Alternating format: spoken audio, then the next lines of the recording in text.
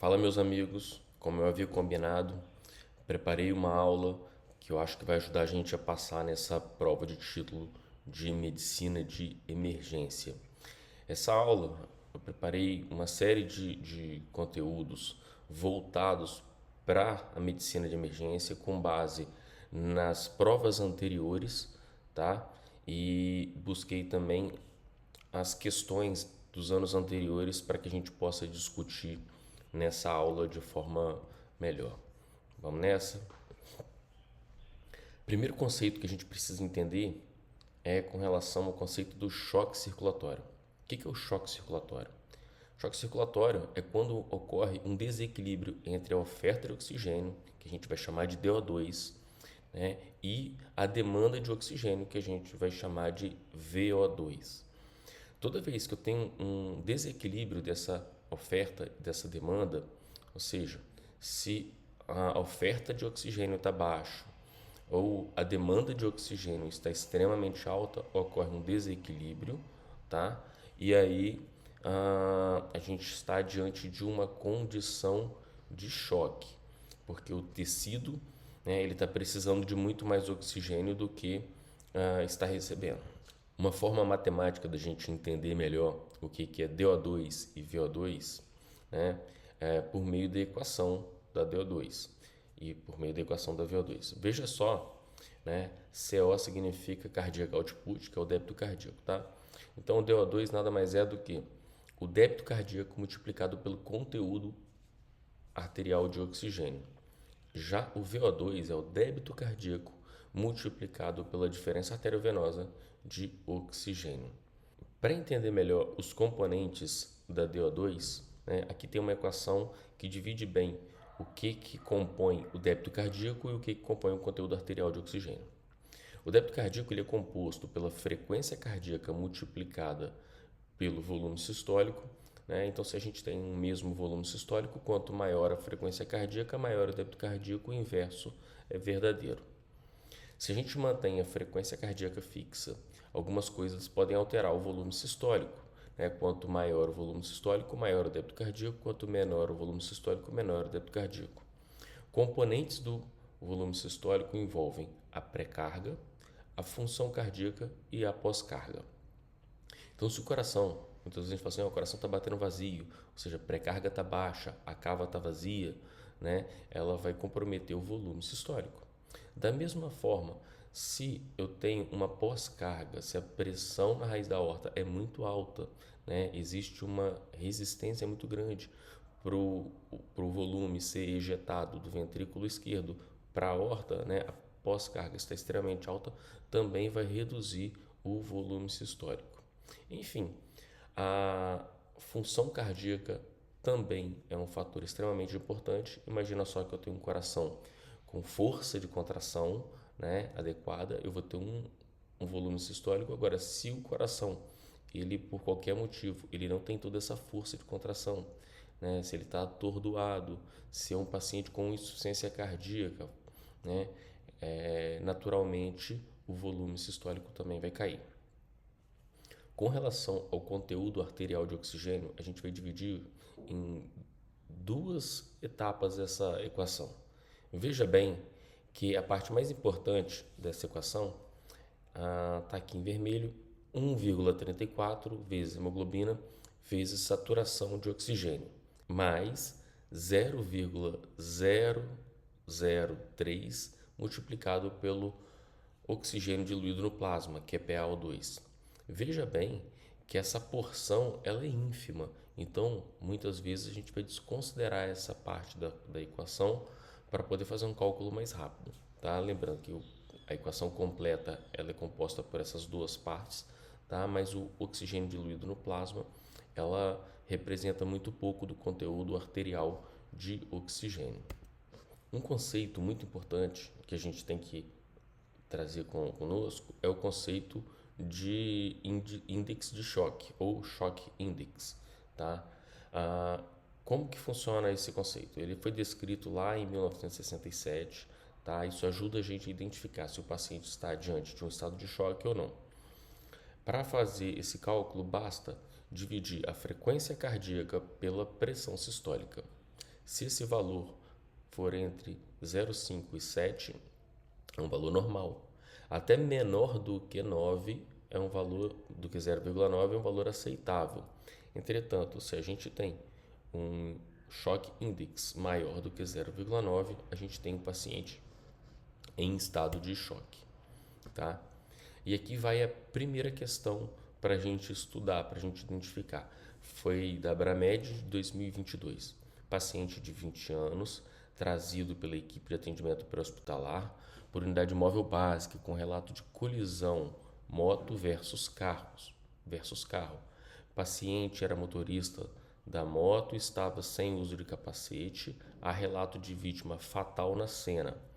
Veja bem agora, hein? Sinais vitais: frequência respiratória de 30, frequência cardíaca de 140, pressão arterial de 70 por 30 e saturando 91% em ar ambiente. No exame primário realizado na sala de emergência das vias aéreas e coluna cervical, paciente com colar cervical, sem sangue e cavidade oral, via aérea pérvia, com a retração da mandíbula, manobra de jaw thrust. Lembra que essa é a manobra para tornar a via aérea aberta, a gente faz a tração da mandíbula, né, e abre a via aérea. B, né, de ventilação, ausculta abolida em hemitórax direito com efisema subcutâneo local, ausculta esquerda preservada. Já acende uma luz aí porque a gente tem um provável sinal de choque causado pelo pneumotórax, tá? Pulsos periféricos não perceptíveis, enchimento capilar lentificado, sem sangramento exteriorizado. D, de neurológico, abertura ocular ao estímulo doloroso, verbaliza sons incompreensíveis, resposta motora com retirada à dor e pupilas médias, isocóricas e fotorreagentes. Mais uma vez, lá na exposição a gente percebe escoriações em tórax. Em relação ao índice de choque, ou seja, o choque index do paciente, escolha a alternativa correta. Vamos lá? Frequência cardíaca dividido pela pressão arterial sistólica, 140 dividido por 70, o valor é 2. Então, letra A é a resposta desta questão. Para entender ainda a situação de choque, é muito importante a gente conhecer a via glicolítica, né? A glicose, ela, por meio de sucessivas reações, ela é convertida em 2-piruvato. E aí, quando ela chega em 2-piruvato, né, por meio de todas essas quebras e reações, pode tomar dois caminhos.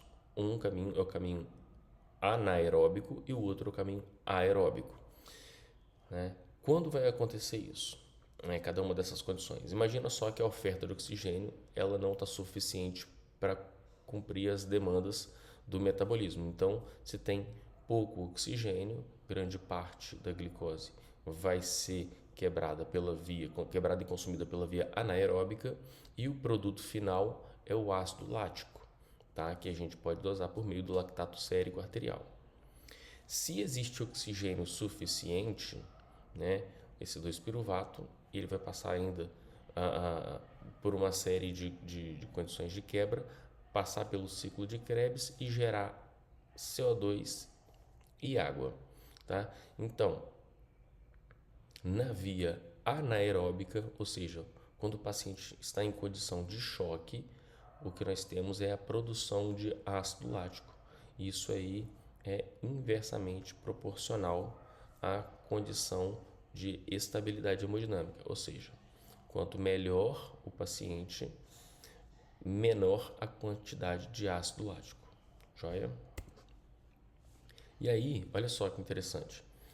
A gente tem esse gráfico, tá? Que é um gráfico que vocês precisam saber entender, interpretar ele, tá?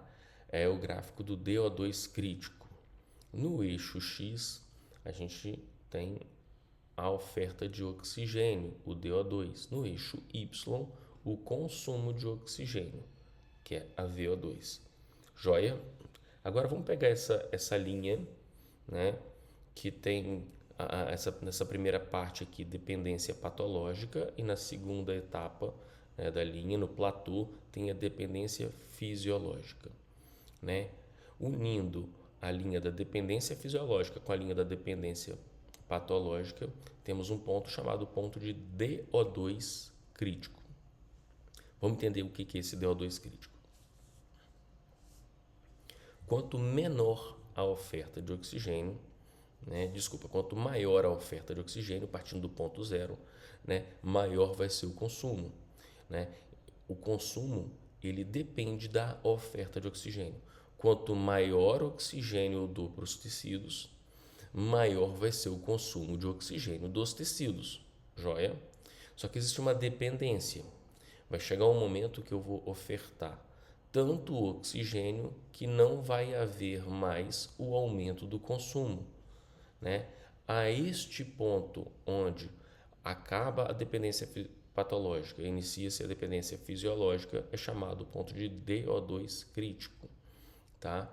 Aonde que devemos trabalhar com o nosso paciente? O paciente deve estar além do ponto DO2 crítico, ele tem que estar na dependência fisiológica. Joia? Vamos interpretar as demais curvas. A curva do lactato. Veja bem que quanto menor a DO2, maior é a concentração de lactato. E à medida que a DO2 vai aumentando, a curva do lactato ela vai caindo. A concentração de lactato sérico vem caindo e atinge platô no mesmo momento que o DO2 crítico atinge o seu limite.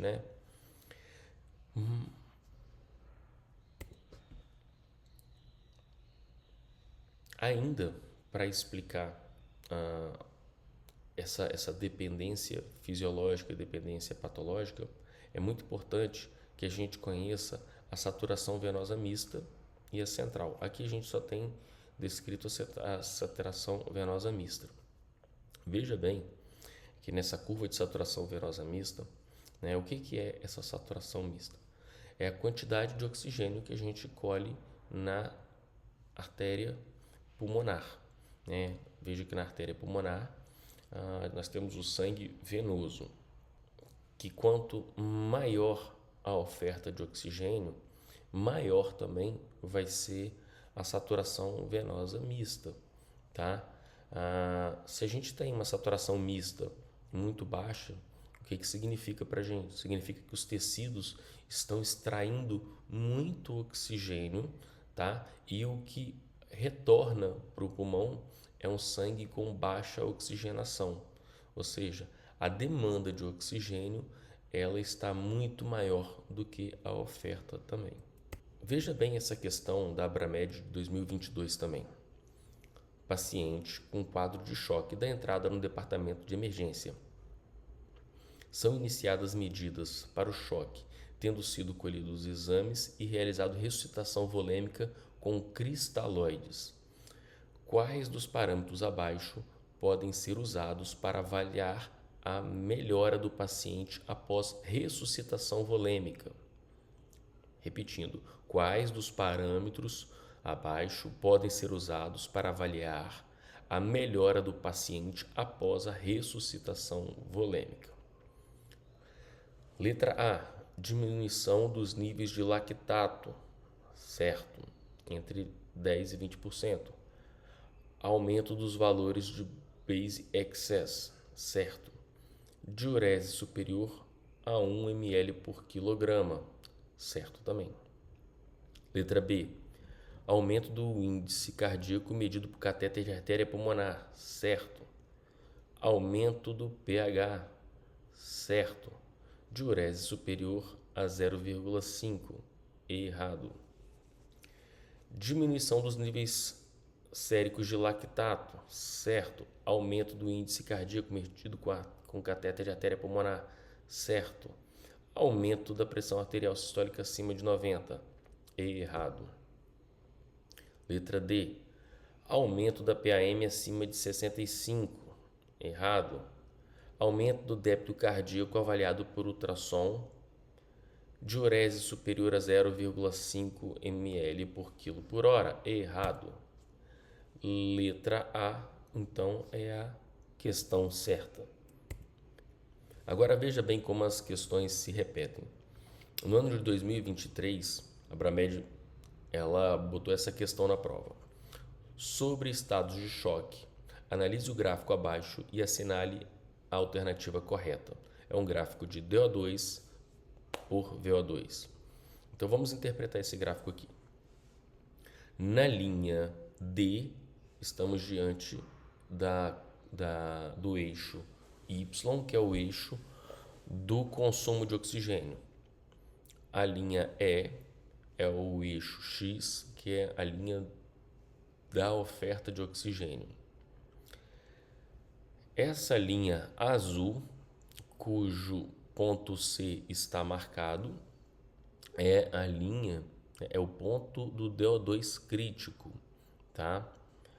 A linha verde, que é a linha B, representa o lactato.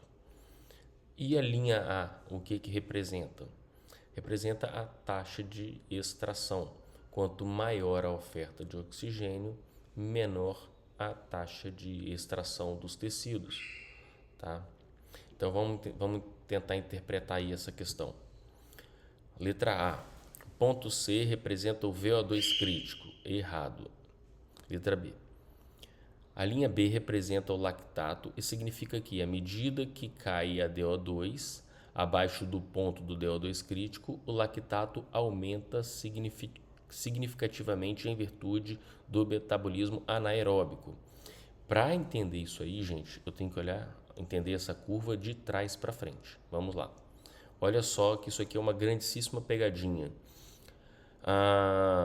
O lactato significa que à medida que cai a DO2, olha só, que cai a DO2 do ponto C ao zero do eixo X, tá bom? Mais próximo ao zero do eixo X, que é a letra E. À medida que cai abaixo do ponto DO2 crítico, o lactato aumenta significativamente em virtude do metabolismo aeróbico. Está certo, a linha B está completamente certa, tá bom? Letra C. A linha A representa a taxa de extração de oxigênio. Certíssimo. À medida que há redução da oferta de oxigênio aos tecidos, a taxa de extração tende a reduzir. Errado, tende a aumentar. Enquanto que à medida que há um aumento da VO2, a taxa de extração tende a aumentar. Correto. Quanto maior a VO2, a taxa de extração tende a aumentar. Então, o que está errado aqui? À medida que há a redução da oferta de oxigênio aos tecidos, a taxa de extração tende a reduzir. Não. A taxa de extração tende a aumentar. Então, letra C está errado. Letra D. O eixo E representa DO2, certo, que corresponde ao conteúdo arteriovenoso de oxigênio associado ao débito cardíaco. DO2 é igual ao conteúdo de oxigênio vezes o débito cardíaco vezes 10. Aqui está o erro, não tem vezes 10. Enquanto que a VO2 é representado pelo eixo D, correto, correspondente ao conteúdo arterial de oxigênio associado ao débito cardíaco. VO2 é igual ao conteúdo, está errado, não é o conteúdo arterial de oxigênio, é a diferença arteriovenosa de oxigênio, multiplicada pelo débito cardíaco, né, vezes 10. Então está errado. Agora veja bem que essa questão foi marcada na prova como D, enquanto que a resposta correta é a resposta B. Então ela foi anulada no ano de 2023. Dando continuidade aos nossos estudos, ainda para a gente entender o que é choque circulatório, a gente precisa entender os 4 tipos de choque. É importante lembrar que os 4 tipos de choque, eles podem ocorrer, tá, de forma simultânea. Não os 4, mas isso pode acontecer até 2 choques, pode acontecer de uma forma simultânea. O primeiro choque é o choque distributivo. O choque distributivo vai ocorrer em situações em que existe uma vasodilatação da periferia, ou seja, uma diminuição da resistência vascular periférica. Tá? Com isso, inicialmente, o que a gente tem é um aumento do débito cardíaco por uma redução da pós-carga. Então, olha só que interessante. No choque distributivo, inicialmente, o que eu tenho é um aumento do débito cardíaco, porque eu tenho uma redução da pós-carga, a função cardíaca vai trabalhar melhor, o sangue vai ser ejetado mais facilmente do ventrículo esquerdo para a raiz da aorta. Joia? E, enfim, à medida que esse choque progride, pode reduzir tanto a pré-carga que aí finalmente pode ocasionar também uma redução do débito cardíaco. Na sequência, nós temos aqui o choque hipovolêmico. O que é o choque hipovolêmico? Existe baixa reserva de sangue no corpo, né? Ou seja, existe uma baixa pré-carga, com isso o coração vai bater vazio e o volume sistólico ele não vai ser suficiente para manter o débito cardíaco e, consequentemente, uma redução do débito cardíaco e uma redução da oferta de oxigênio aos tecidos. O choque cardiogênico ocorre quando o coração é o responsável por não conseguir bombear sangue suficiente para os tecidos.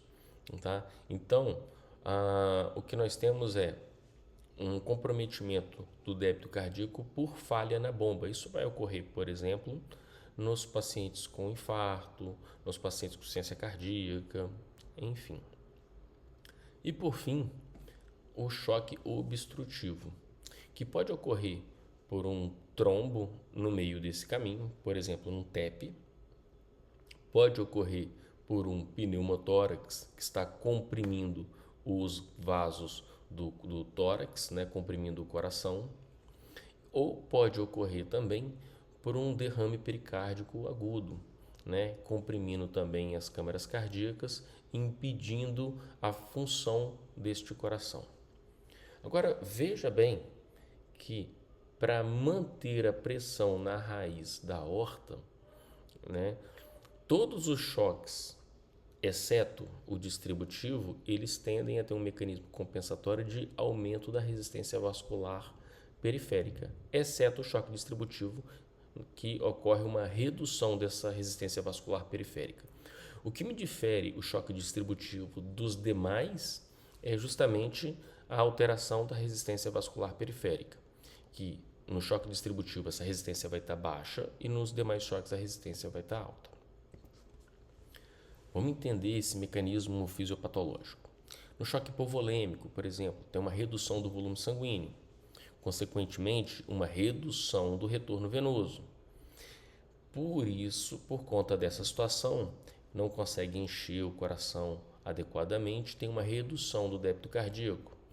Se tem uma redução do débito cardíaco, ocorre uma hipoperfusão tecidual. Esse estado pode ocorrer por estados de hemorragia, desidratação ou hipovolemia relativa, que vai acontecer, veja bem, no estado de choque distributivo, né? Pode ser na fase mais tardia do choque distributivo que o paciente tenha toda a volemia recrutada para a periferia e leve o paciente a uma baixa pré-carga, né? Então, pode acontecer no choque distributivo uma sobreposição de fatores. Tá? E como é que a gente resolve isso? Cristalóide, coloide ou hemoderivados. O choque hipovolêmico hemorrágico ele é classificado em 4 classes. É extremamente importante a gente conhecer essas 4 classes. Tá? Na classe 1 existe uma perda sanguínea menor do que 15%, na classe 2 de 15% a 30%, na classe 3 de 30% a 40% e na classe 4 tá, maior do que 40% de sangue, de volemia perdida. Agora vamos falar sobre a frequência cardíaca. Veja bem que quando o paciente perde até 750 ml, ou seja, estamos falando de um paciente adulto, até 15% da volemia, a frequência cardíaca não altera, a frequência respiratória não altera, a pressão arterial continua normal, a pressão de pulso normal também, débito cardíaco continua normal, com mais do que 30 ml por hora, né? Ou seja, mais do que 0,5 ml quilo hora, pensando no paciente aqui de 60 a 70 quilos. O que vai ocorrer no seu estado neurológico é no máximo uma ansiedade por estar vendo sangramento, nada mais além disso. E como é que eu corrijo? Com cristalóide, ponto e acabou. Agora, quando eu tenho uma perda volêmica maior do que 750 ml, de 15 a 30% da volemia do paciente, aí eu começo a perceber um aumento da frequência cardíaca acima de 120, pode haver um aumento da frequência respiratória, acima de 20, só que a pressão arterial ainda está normal. Por que está normal? Pelos mecanismos compensatórios. O que vai acontecer? Os mecanismos compensatórios vão aumentar a liberação de catecolaminas endógenas, por isso aumenta a resistência vascular periférica, há uma contração dos vasos na periferia e esse sangue ele é ejetado, ele é direcionado para a cava e mantém ainda o enchimento cardíaco, mantém ainda a pré-carga, mantendo ainda uma perfusão tecidual, né?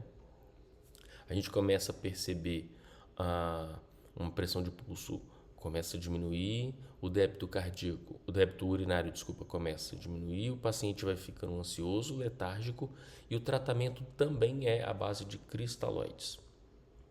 Na classe 3 é um momento de extrema atenção, porque o paciente já perdeu de 30% a 40% da volemia e a frequência cardíaca está acima de 120. A frequência respiratória pode estar acima de 30, 40. Aqui nesse momento é onde vai ocorrer uma redução da pressão arterial. Tá? A pressão de pulso vai estar baixa, o débito urinário extremamente baixo, de 0,5 a 15 ml por hora, paciente ansioso, confuso, pode estar inclusive letárgico, tá? E o tratamento a partir de agora, além do cristalóide, a gente inclui o uso de hemoderivados, tá? Sangue total para esse paciente. A gente vai discutir mais à frente isso. E na classe 4, quando perdeu mais do que 40%, frequência cardíaca acima de 140, respiratória acima de 35, pressão arterial muito diminuída, pressão de pulso muito diminuída, né? Débito urinário ausente ou a gente chama de sudorese vesical, né? Muito pouco mesmo, só um pouquinho de xixi muito concentrado. O paciente está confuso, letárgico, rebaixado e o tratamento além do cristalóide é muito importante que a gente reponha sangue para este paciente. No choque distributivo, né, e aí quando é que vai ocorrer o choque distributivo? Na sepse, na anafilaxia, no paciente com choque neurogênico, o principal fator é a vasodilatação. Por conta disso, há uma má distribuição do volume sanguíneo. O volume sanguíneo, ao invés de estar concentrado no centro do corpo, ele foi direcionado para a periferia dos tecidos, tá? Ou seja, a reserva sanguínea, a cava do paciente vai estar vazia. Com isso, vai haver uma redução do retorno venoso, não vai ter o enchimento cardíaco adequado por uma baixa da pré-carga, diminuição do débito cardíaco. Se diminui o débito cardíaco, ocorre uma hipoperfusão tecidual. O tratamento ele é principalmente voltado à correção do problema, né? No choque distributivo, o principal tratamento é vasoconstritor. Eu tenho que dar vasoconstritor. E aí a principal droga é a norepinefrina e atualmente a vasopressina. Lembra, né, que eu comentei que pode ocorrer uma hipovolemia relativa porque tem uma redução do retorno venoso? Então a hidratação venosa também é adequada para esses casos.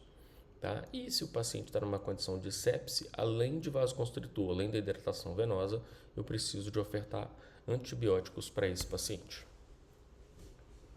No choque distributivo, que pode ocorrer por meio de um pneumotórax, um tamponamento cardíaco ou um tromboembolismo pulmonar, o que ocorre é uma obstrução do fluxo sanguíneo, né? Se o fluxo sanguíneo ele não é capaz de fluir por meio dos vasos comunicantes, ocorre uma diminuição do débito cardíaco, consequentemente uma hipoperfusão tecidual. Tratamento: se for um pneumotórax, eu preciso de drenar o tórax do paciente, permitir a expansão pulmonar, reduzir a pressão intratorácica, permitir que os vasos da caixa torácica voltem a se encher e principalmente diminuir a pressão, diminui a compressão do coração. Se for por conta de um tamponamento cardíaco, pericardiocentese é o que vai resolver esse problema. Então precisa fazer uma punção pericárdica, uma janela pericárdica, enfim, algo nesse sentido para drenar, para tirar esse líquido, esse sangue que está no pericárdio do paciente. E em situações de tromboembolismo pulmonar, né, o tratamento é trombólise ou trombectomia, para permitir mais uma vez o fluxo sanguíneo pulmonar e, consequentemente, melhorar o enchimento cardíaco, melhorar o débito cardíaco e melhorar a perfusão tecidual. Por fim, nós temos o estado de choque cardiogênico. No choque cardiogênico, aqui é muito importante a gente conhecer esse mecanismo, pois ele pode perpetuar ainda mais e agravar o choque. Então, existe uma contratilidade cardíaca diminuída, que pode ser por meio de uma insuficiência cardíaca, um infarto, uma contusão miocárdica ou uma arritmia com frequência cardíaca maior do que 150 batimentos por minuto. Tá? Então, se a contratilidade cardíaca ela está diminuída, consequentemente, o débito cardíaco vai estar diminuído, o volume sistólico está diminuído. E em alguns casos, né, se a gente está falando de coração do lado esquerdo, o que vai acontecer é uma congestão pulmonar. Tá? Consequentemente, vai haver uma hipoperfusão dos tecidos, uma hipoperfusão tecidual, e se eu não consigo gerar débito suficiente, eu não consigo gerar pressão suficiente na raiz da aorta, eu tenho uma perfusão da coronária diminuída e, consequentemente, se chega menos sangue na coronária, o coração tende a ter pior contratilidade. Então, aqui a gente entra num ciclo vicioso, tá? Onde quanto pior a contratilidade, pior o débito cardíaco, piora mais ainda a perfusão da coronária, piorando a contratilidade cardíaca. O tratamento aqui é melhorar a contratilidade cardíaca. Tá? Então, como é que eu vou fazer isso? Por meio de inotrópicos, por meio de trombolítico, se for no caso de um infarto, eu tenho que abrir essa coronária, que aí eu vou melhorar a perfusão da coronária e melhorar a contração cardíaca. Né? Em casos de arritmia, o controle da frequência cardíaca, né, para melhorar esse enchimento cardíaco. Em alguns casos, eu vou usar o balão intraórtico ou outros dispositivos de assistência ventricular.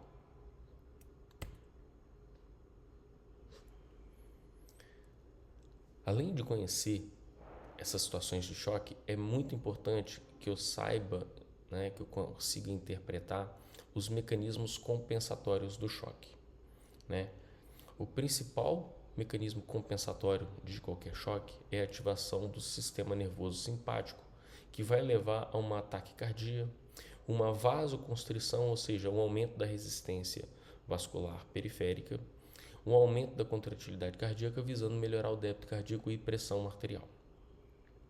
Com relação às respostas endócrinas, ocorre uma liberação de hormônios como adrenalina, noradrenalina pelas suprarrenais, além da ativação do eixo hipotálamo pituitário adrenal, resultando no aumento da produção de cortisol para reter água.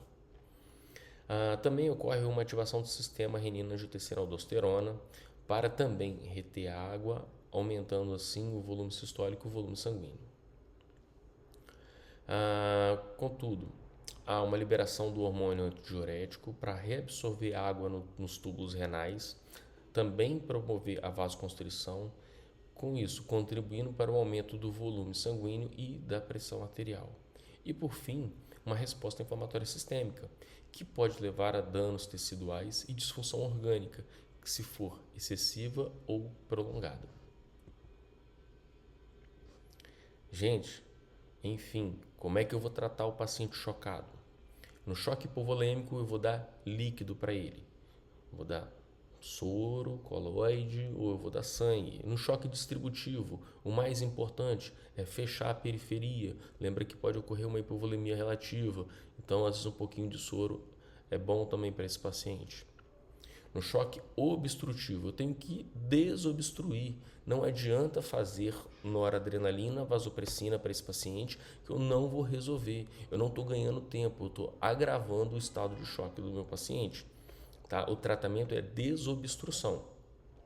Da mesma forma, no choque cardiogênico, lembra que os mecanismos compensatórios já existem, né? A vasoconstrição já existe, e se o paciente está apresentando hipotensão no choque cardiogênico, tá? Não é com noradrenalina somente que vai melhorar a perfusão dos tecidos. O que eu preciso fazer é às vezes inotrópico, e o que eu preciso de fazer muitas vezes é desobstruir a coronária. Então, o tratamento do choque cardiogênico é melhorar o enchimento cardíaco, melhorar a perfusão coronária, melhorar a força de contração cardíaca. Joia? Vamos lá. No ano de 2022, uma questão da Abramed. Paciente do sexo feminino, 32 anos, sem comorbidades prévias, em pós-operatório de abdominoplastia e mamoplastia no terceiro dia pós-operatório, dá entrada no departamento de emergência com queixa de dor torácica, dispneia a 3 horas, imediatamente evoluiu com hipotensão. Ao exame físico, palidez cutânea, sonolência, PA de 63 por 45 por 47, frequência cardíaca de 123, respiratória de 27, saturando 94, ausculta pulmonar e cardíaca sem alterações, presença de ferida operatória em região de mamas em bom aspecto, presença de extensa cicatriz abdominal sem alterações, discreta duropalpação do abdômen. São solicitados exames complementares: hemoglobina de 9,8, hematócrito de 28, leuco normal, plaqueta normal e dedímero de 5,6. Qual a sua primeira conduta a ser tomada? Vamos lá. Letra A, alteplase, EV, que é o trombolítico. Letra B, realização de angiotomografia de tórax em protocolo de TEP. Letra C, hidratação com Ringer. Letra D, iniciar noradrenalina EV em bomba, infusão contínua. Gente, tá claro pra gente que o paciente tem dor torácica, dispneia. O paciente apresenta um estado de choque. O paciente não apresenta sinais de sepse. A ferida está em bom estado. Isso veio de forma aguda. Uma mulher de 32 anos dificilmente está infartando. Tá? O que eu preciso de fazer? Dedímero, o valor de referência é menor do que 3,5. Tá? Então, estamos diante de um paciente com TEP, com falência de VD. A primeira conduta a ser tomada é hidratação, tá? Com Ringer. É o que a gente vai fazer.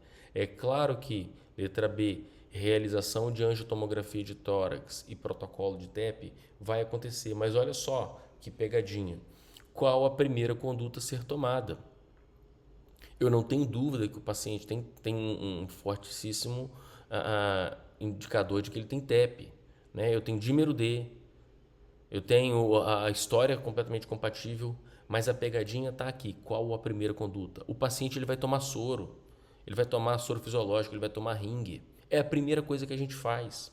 O paciente está hipotenso na emergência, ele vai tomar uma pequena quantidade de líquido. Joia? Então, gente, essa foi a primeira parte dessa aula. É uma aula muito grande, né? Eu vou dividir ela aí ao longo da semana, vou soltando aí para vocês no nosso grupo de WhatsApp para que vocês possam estudar. Também vou fazer a prova junto com essa turma.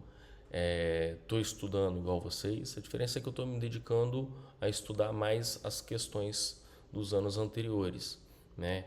Eu acho que vale a pena todo mundo pegar a prova, né? As provas antigas, reler, pega os livros de emergência. Aqui eu tenho esse aqui, ó. É um livro antigo, mas é uma boa base. Não deixem de estudar, tá? Qualquer dúvida, entre em contato comigo, me liga. Eu sempre atendo todo mundo, a gente tira dúvidas. Para mim não é problema nenhum. Tenho o maior prazer de atender os amigos aí do nosso grupo de WhatsApp para a gente poder, enfim, todo mundo aí, se Deus quiser, titular em medicina de emergência. Forte abraço, gente. Tudo de bom. Até a nossa próxima aula.